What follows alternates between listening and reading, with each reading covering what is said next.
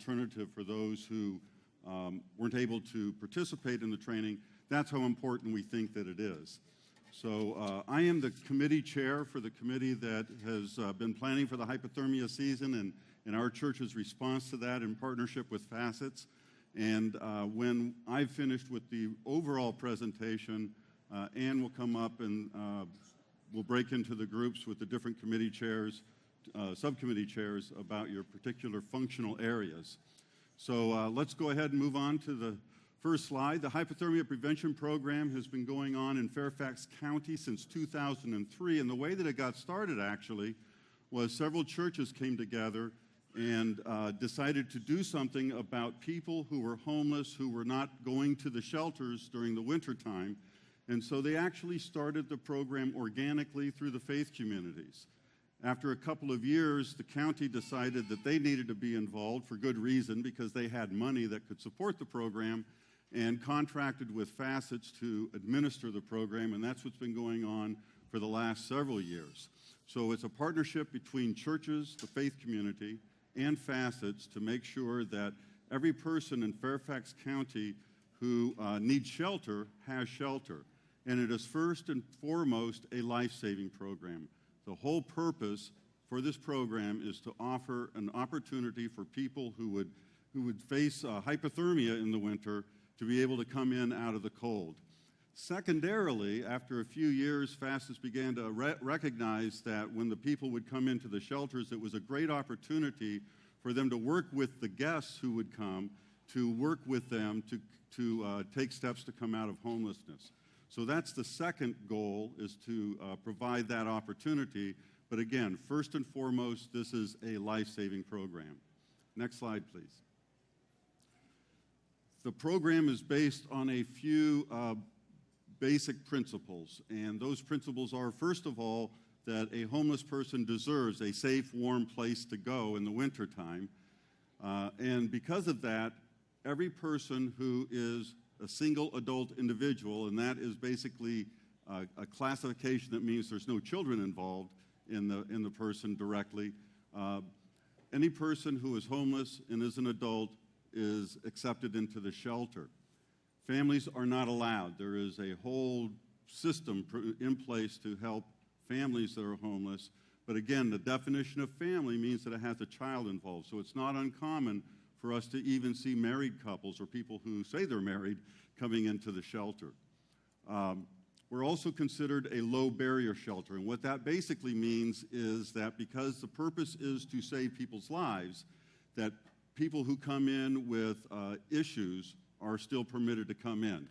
So they might come in under the influence of a substance, and that's okay as long as they're not manifesting themselves as a risk to themselves or other people. They'll be allowed in. Next, please. What number of people are we talking about? Last year, 386 individuals, unduplicated individuals, availed themselves to the shelter. This season, they're averaging between 35 and 40 guests per night per church, and there's 2 churches operating at a time. The last numbers that I saw, we are the red church, by the way. The other church is classified as the green church.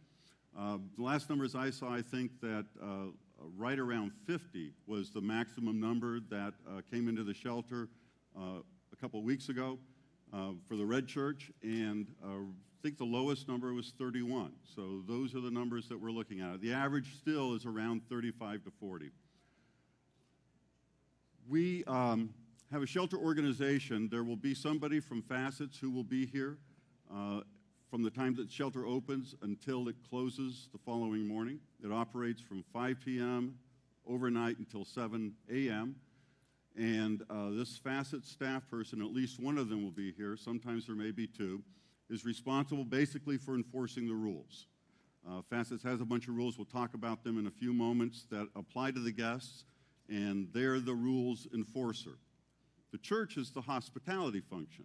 And we have set up an organization for the church that when basically I'm the point of contact. I'm the interface between the church and Facets. And then during the time that the shelter is open, there will be a team leader that will be identified who will be in place from 3:45 in the afternoon basically until 11 o'clock at night. This team leader is responsible for the actual operation of the shelter to make sure that the doors are open on time, that the food is being served, that the volunteers are checking in, all of that kind of stuff. And then there are the volunteers then that are doing all of those functions that will be that you've all signed up for, and their primary point of contact with Facets is through the team leader. And then there is church staff whose function primarily when they are here, and they won't be here all the time, but when they are here, they are the facility persons. And there will be a staff person on call to deal with any facility issues that might come up or any things that need to be elevated to the level that the church leadership needs to be involved in. So that's the basic shelter organization. The most important person on the scene each night for you to interface with is your team leader. The second most important person is the Facets facilitator. And again, most of that interface will happen between the team leader and the Facets person. So what do the guests expect? Primarily, they expect to be treated with dignity and respect. And I can't impress upon you how important that is. These are homeless individuals. They live in the woods. They live on the streets. They spend their lives largely being ignored. So the most important thing that we can do with respect to hospitality is to treat them with dignity and respect, to listen to them, to allow them to make their own decisions about when they go to bed and when they smoke their cigarettes and things like that, to provide a nice meal for them for dinner and a breakfast, and give them a bag lunch for when they leave, to give them a warm, safe place to stay, and to listen to them as they are going through life. They like to share a lot. Many of them do, and they don't get a chance to a lot. So just being here and listening to them and giving them that dignity and respect is so important. There are rules they have to abide by, and all of the guests, remember, we are like well into the season. The season for hypothermia and the shelters open first around Thanksgiving time. So the guests have been coming largely, almost all of them have been coming for a long time, and all of them know about the rules. When they sign up for the program, they first enter the program, they read the rules, and they got to sign their name to it and promise to abide by them. The rules are treated very seriously, but remember they are enforced by Facets, not by us. But violation of the rules can end up with a person in the hypothermia program not being allowed to participate. That doesn't mean they won't get a shelter. It means they can't come to the church to get shelter. They'll have to go someplace else. So there are other places that they can go. Yes? The question is, do you get a copy of those rules? And the answer is there is a copy of the rules that will be available in the evening in a notebook that the team leader has. So you are all invited to look at them if you would like. I'm sorry? Yes, I was just going to say that. And it's on the slide. The Facets facilitator reviews the rules every night at dinner time to remind the guests of what they are. So the rules begin with the doors open at 5 p.m. for the shelter, which means if the guests arrive early, they'll just stand outside in the cold. Now, being hospitality people, if the guests arrive early and it works out that we have time to do that and the volunteers to do it, to be able to go outside and to talk to them and things like that is perfectly fine, but they just can't come in until the doors open at 5. They have to leave the church, be off the property by 7 the following morning. They are required, I mentioned that we're the red church, there's a green church. If people who are assigned to the green church come here, the Facets facilitator will deal with that, but they are actually required to go to the church to the color to which they are assigned. And the other thing is we have a capacity here based on what the fire marshal says in terms of the number of people that we can have here. If that number is exceeded, then Facets will work with the church to get them the overflow to another facility if it's possible. What do we expect of you? We expect you to interact and engage with the guests. I will be very frank with you. One of the issues that we've had at Capital Church regularly during the hypothermia program when we have been participating is we all know each other, and we tend to congregate with one another and talk to one another. Your job during hypothermia season is to engage with the guests. So please avoid spending a lot of time talking to one another. If there's an issue that comes up, you should make that apparent to the facets facilitator, and the general way to do that will be going through the team leader. If the team leader is out on a round or something like that and it's an important thing, by all means, talk to the facets facilitator. Just let the team leader know that you've done it. But the primary way of communicating any issues to the facets person will be going through your team leader. The volunteers need to be available to assist facets and the on-site staff as needed, the staff being facet staff. They'll have life skills training, for instance, and we will help provide a place for that to happen. They will do case management services, and we'll find a place for that to happen, those kinds of things. If the facets facilitator needs help distributing bedding, and you're standing around as a volunteer, you don't have a lot to do, help with distributing the bedding, that kind of stuff. It's important that you let, through the team leader, anything that you notice that just doesn't seem right. If there's a guest that just seems to be in the stall in the restroom for an inordinate amount of time, that's probably something you should share. At the same time, we want to be hospitable, so the least little thing isn't what you should be reporting. But if you feel uncomfortable, something doesn't strike you just right, talk to your team leader, and then if it's appropriate, they'll bring it to the facets facilitator. I don't like the way this says, this next one, about patrolling the property for suspicious activity. What that really is trying to get at, again, is things that just don't look quite right. The guests that are coming here are folks. They're just regular old folks that are homeless. They come with some particular issues, perhaps, but it's not like they're going to be dismantling cars in the parking lot at night. So that's not the kind of suspicious activity we're talking about. But it's a little odd if someone seems to be sleeping in the car. They're not supposed to be doing that. You should probably report that. So that's what it's really talking about. And we do expect that regular rounds will be done. That's the responsibility of the team leader or the overnight crew to do that on a regular basis. The other thing that facets asks is for us to let them enforce the rules. We are focused on hospitality, and we don't see the entire season that facets folks have had. So if it looks like somebody has done a minor violation of the rules and we might not like that, it doesn't seem fair what's happening, it's none of our business between facets and them about enforcing the rules, and we need to let them do that. And believe it or not, you can have a lot of fun. You can have a lot of fun. These are very, very interesting people that you'll be engaging with, and you will hear some amazing stories, I promise you, if you're going to listen and talk to them. So health and safety, though, is something that's very important. This population that's coming, like I said, they live in the woods, they live on the streets. These are people who have high vulnerabilities with respect to health issues. What that really means is they are much more likely to catch something from us than we are from them. They're not coming with huge incidents of health problems, but they get sick easily. So if we get sick, we shouldn't come to the shelter. That's one of the most important things, and we'll reinforce that a little bit later on the slide.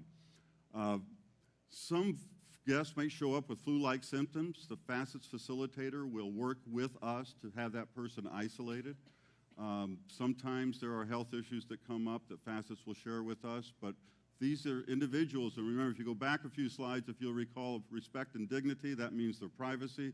So we may not be privy to know what health issues some of these folks may be facing, but we may witness some things that we may not really feel comfortable with, in which case, talk to your team leader, they'll talk to the fastest person and see if we can address it that way. When you're at the church, it's important that we use the buddy system. What that basically means is you shouldn't be in a space by yourself with a guest. You should always make sure there's another volunteer in that space with you, with the guest. That's all that means. And that's just being wise. Guest medication. It's not uncommon for a guest to ask you to store their medication, things like that. They should know better. We're not allowed to do that. Facets isn't allowed to do that. The only exception to the storage of medication is, for instance, insulin. Some medicines need to be refrigerated, in which case the facets facilitator and the team leader will work to make that happen. But beyond that, we do not store medicine, and we do not distribute any medications whatsoever. No over-the-counter stuff, nothing like that. If a guest comes to you and asks for some Tylenol, what do? Tell them to go to the facet staff person. That's the person that they should go to. You can tell who's been to training before.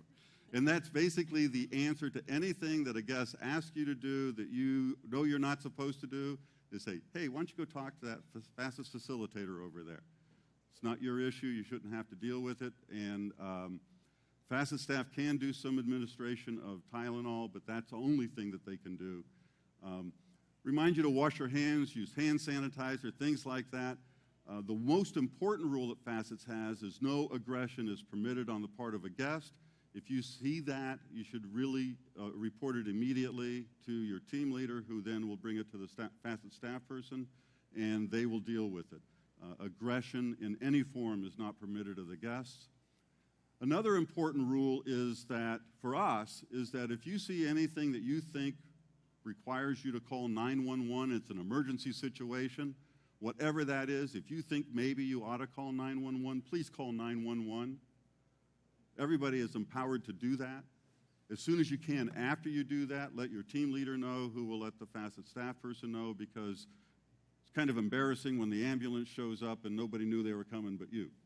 So, but it's very important that you feel empowered to call 911 if you feel that it's necessary. Next.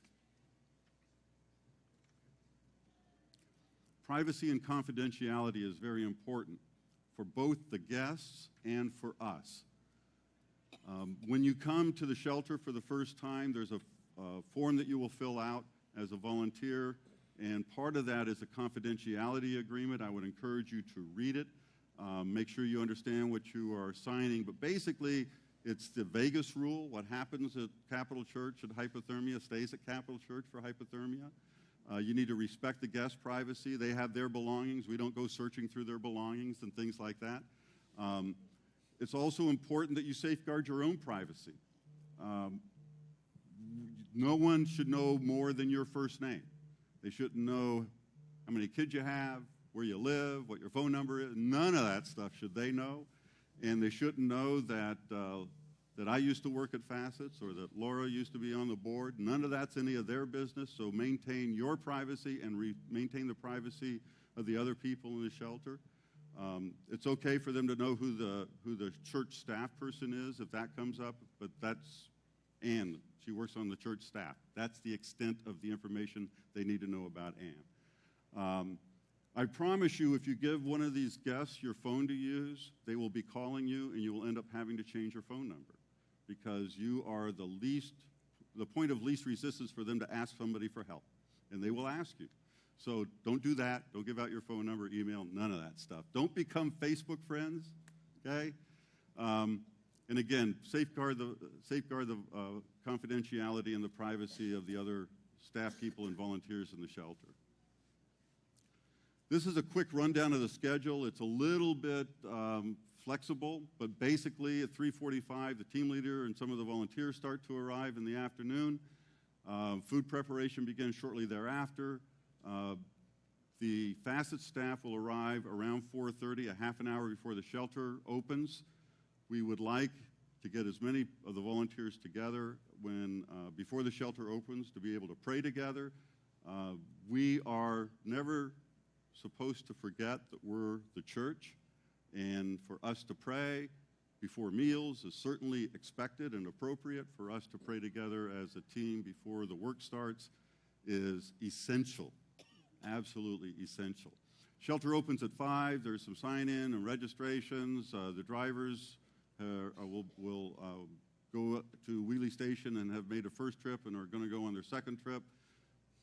Sleeping rooms, it's important to understand, we keep the sleeping rooms locked until the Facet staff person says that it's time to distribute the bedding, and then we unlock them. The team leader knows that we're supposed to keep one room kept in reserve, so we don't unlock them all. We divide the rooms into male sleeping quarters and female sleeping quarters. We don't allow men and women to sleep together in the same room. If any guest tells you that they did that the night before, they're lying to you. I promise you that. 6 o'clock dinner served. One of the things we're doing this year that's different than what we've done in the past is we are controlling what movies are shown. So there will be a movie schedule. And at 8 o'clock, the first movie will be shown for the evening, and at 10 o'clock, the second movie will be shown for the evening. We have one of the members of the committee is developing the schedule and make sure the movies are available. Quiet time doesn't mean everybody's got to go to sleep. It means the volume comes down. It means the lights are out in the sleeping areas, but not necessarily everywhere. But it's time to be quiet to let those who want to sleep, sleep. Some of these folks will be up all night, and that's fine. Breakfast is at 6, and they have to leave by 7, and by 7:30, Facets departs. So there's a few additional items to know what goes on in the shelter, to know about. One is that Facets, as I said, one of their goals is to help the individuals who come here move out of homelessness, so they will have, on a couple of times during the week at least, case management services that they offer to the guests. There will be somebody from the county, there will be a county nurse and somebody from Facet staff who's a medical person who will come and talk to the guests about that. They do things like offer flu shots and all of that kind of stuff during the week, or during the season. There will be probably somebody from the Veterans Administration who comes and talks to the guests who are veterans to try and work with them to come out of homelessness. Life skills classes will be taken where they learn about budgeting and how to navigate paperwork to get on food stamps or whatever. One other thing that we should keep in mind is that many of the guests have their own cars, and so we'd like to allow them to be able to park close to the building. So please park further away if you can. If it's dark and you feel uncomfortable, let somebody know you're coming, and we'll send someone out to walk with you.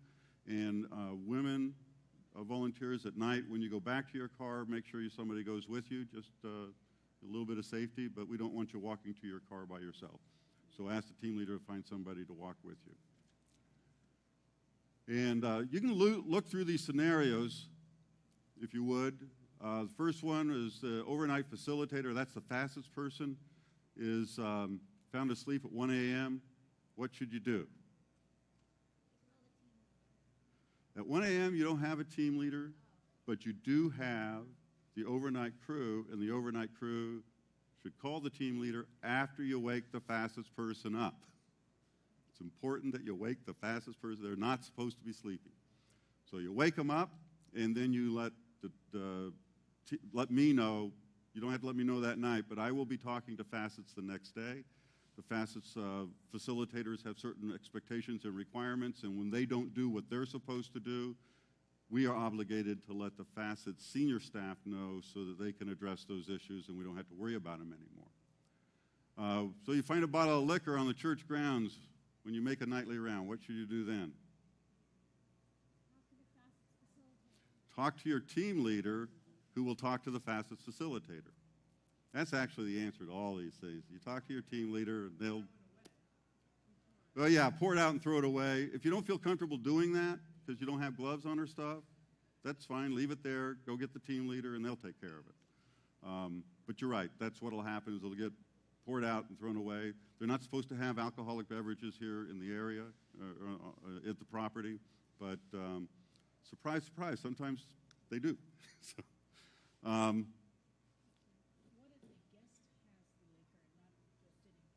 what if the guest has the liquor and it's not just sitting there? You need to immediately call that to the attention of your team leader, who then will talk to the Facet staff person, and they will intervene.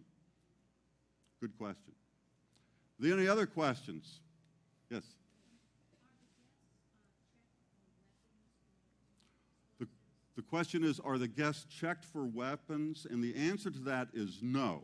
They are not, because of privacy considerations, and neither Facets nor us, generally speaking, are law enforcement personnel and have the experience or the authority to do that. But if you become suspicious that a guest has a weapon, then you need to let your team leader know, who then will let the Facet staff person know, and they will probably call the police in a non-emergency manner to come out and check it out.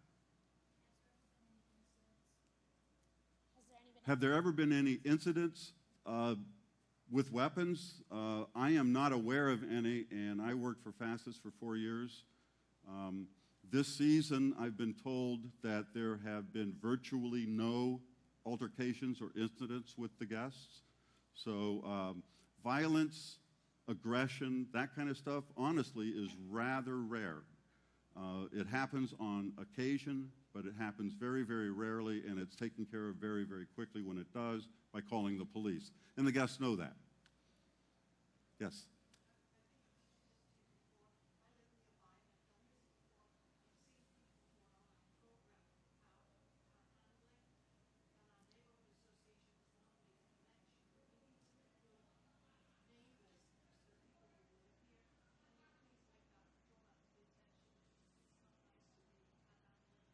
Yes. The question is, some of the guests do panhandling in the area, and we can talk to the fastest facilitator and ask them, make sure that the guests, please don't do that. Panhandling, it's going out and asking people on the street for money. Yeah. So yes, we can talk to facets and ask them to communicate that. We can't prevent them from doing that, though. Any other questions? Yes. I'm sorry, let me come over there so I can hear you.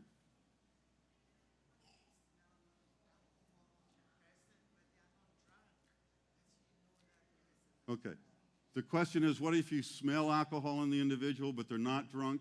And the answer to that and most questions goes back to, if you feel uncomfortable, you feel that something is a little bit wrong, you need to let the team leader know, and the team leader will talk to the facet staff person, and they will handle it.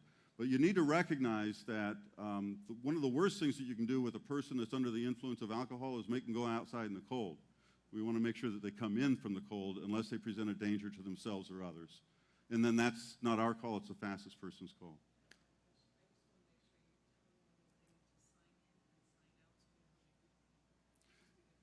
Yes, one of the other things that Laura's asked me to emphasize is that you need to make sure that when you come in, that you sign in to the shelter, and that when you leave, you sign out. That is a safety requirement.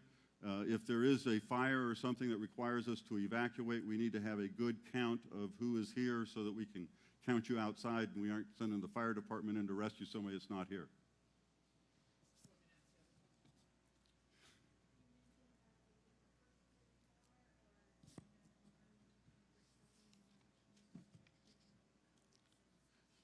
Okay, the other thing I was asked to tell you is that I told you about where to park the cars, but there will be an office space that's lockable for you to put your purses and your coats and things like that. I think it's Tara's office is what we're talking about. So it will be secure. You won't have to worry about that. And what if you didn't sign up and you just want to come? The answer to that is please don't. The reason why is we want to make sure that the volunteers are engaged in their jobs. And if people show up that aren't volunteers, what will happen is, unless we can find a space for you, and that's probably not going to happen because we got all the spaces filled, hopefully, we'll ask you to go home and be on call. And if we need you, we'll let you know. So save yourself the trip. Don't come if you haven't signed up. But please sign up. There's other spots that are available that we would love for you to do. One of the easiest things you can do is if you have some extra time in the evening, you sign up for one evening, be a greeter. All you do is sit at the door and say, welcome to Capital Church. Are you a volunteer? Go over there. Are you a guest? Go over there. How easy is that? But we need somebody to do it. Thank you so much, Ken. Thank you, team, for being here. At this time, we're going to break out into sub-teams. So I'm going to ask the team leaders to stand. Yes, Ken? If they haven't signed, they need to sign. If you haven't signed up, where's the clipboard? If you haven't checked in, it's going around. Please make sure you check in. I'm going to ask at this time for Diana to stand. Diana is in the back. If you are doing anything related to food service, meet Diana and Andre in the kitchen in just a moment. I'm going to announce where all to go in just a moment, so there's not too chaotic all at once. Diana and Andre will meet you in the kitchen if you want food service or morning food preparation. Where's Scott? Right here. Scott is in charge of transportation and drivers. You'll meet Scott by the band room, which is this door to my left, your right. Where's Karen? Karen is right here. Hospitality will meet by the prayer room on this side, my right, your left. Laura Poindexter will meet at the back of the sanctuary for the night owls. And Ken will meet here with you up front if you're a facets assistant, greeter, or on registration. Any questions before we break out? Afterwards, you are dismissed. Thank you so much, team. Please make sure you sign in. I will have the clipboard. If you have not signed in, please sign in so we can check you off as trained. Thank you so much.